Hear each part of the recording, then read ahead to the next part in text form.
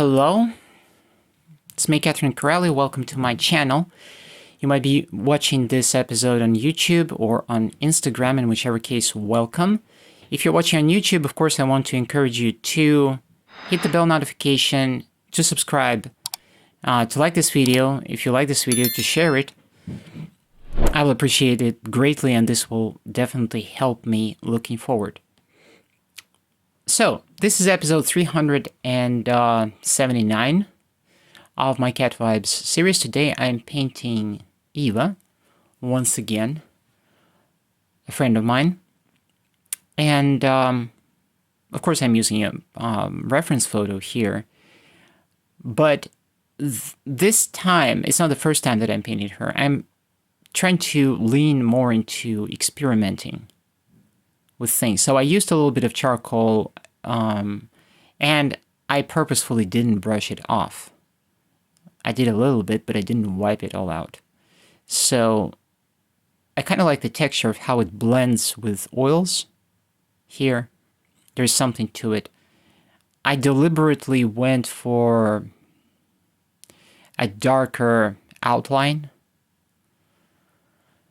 And then from there, I am allowing myself to go pretty rough on the shapes and forms and light and color and all of this, and just to follow the flow and to allow myself to just experiment, to falter, to be messy. Because what I'm trying to do here is I'm trying to break the mold that I was stuck in looking at my previous portraits. I remember painting Tim Pool, and by the way, I'm going to frame this Tim Pool painting very soon. It's next in queue, actually, for framing. I remember painting Tim Pool, and also Joe Rogan, and also my friend from Russia, and Donald Trump, and it was... I think I was holding myself up to a realism standard rather than a more fluent, more loose and free standard. So this time around, I'm allowing myself to just crack. It's kind of like in singing, when in order to get that nice crack in the voice, somewhere in the upper register, right?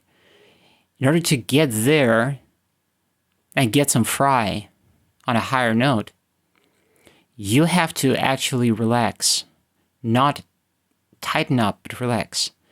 And you have to work the diaphragm to maintain a stable airflow, so that on top of that stable airflow and some good work, good compression work, you can actually create that fried,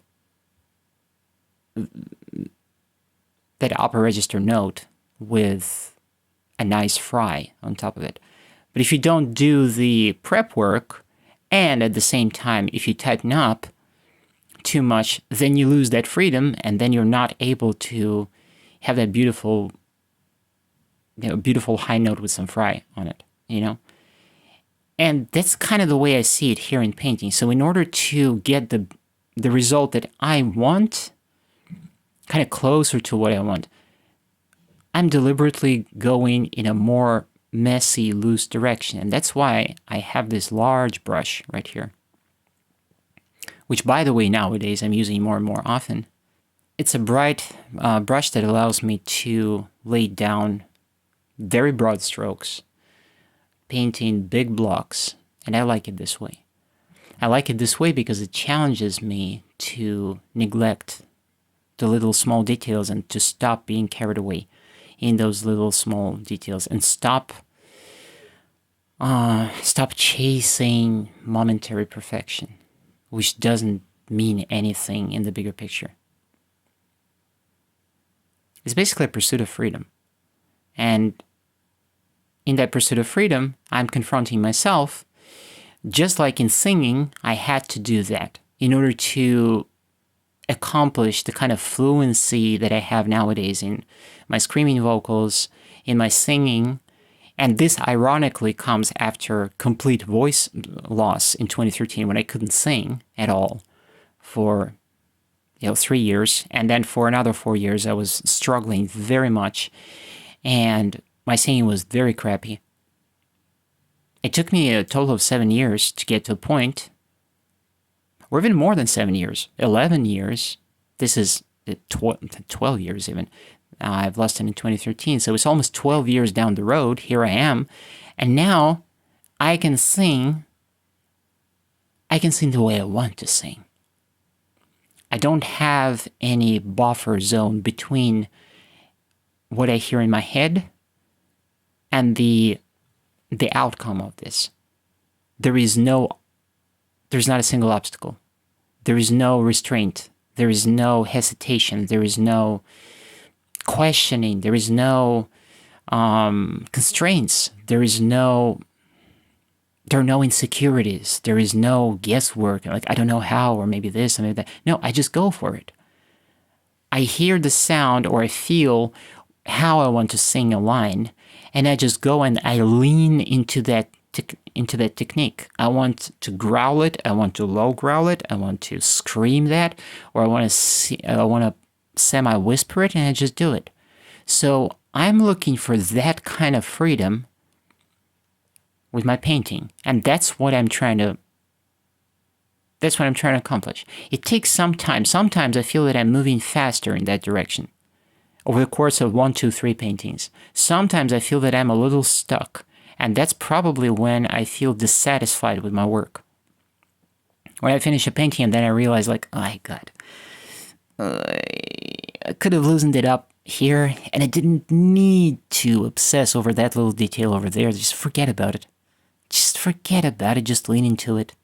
Just make it happen. That kind of thing. I just don't think about that little highlight over there. It's not really that necessary. Or make up a highlight which is not there. You know what I mean? So I think my singing and my painting are two parallel processes. And they're basically the same thing.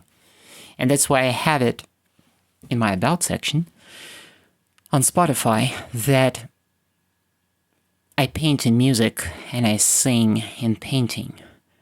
Now, I do sing completely freely nowadays with my new voice after complete voice loss.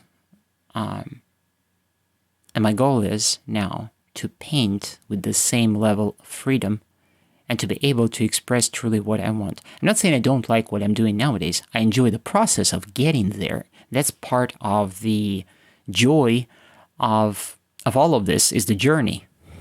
And I just want to hint to all creators, anybody out there who currently is struggling and holding themselves up to an unrealistic standard, or demanding of themselves, putting too much pressure on themselves, expecting results. Enjoy the process. Enjoy the process of getting where you want to get from where you are right now. Enjoy the process. Enjoy the reformation of yourself. Enjoy the, what's the word? Transmogrification. God, all the words that I know. Anyways, this is where I want to wrap it up. This is the end. This is the final painting. This is how it turned out.